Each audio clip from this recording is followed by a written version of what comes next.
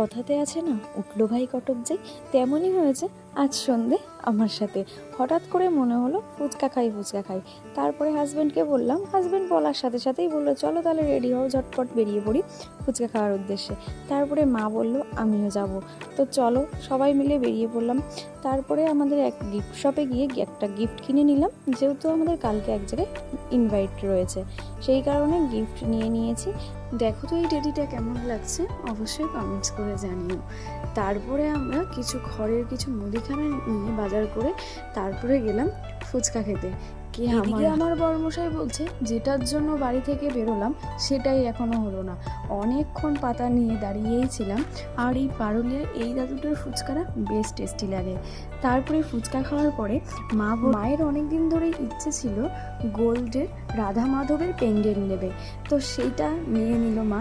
কোনো কিছুই ঠিক ছিল না।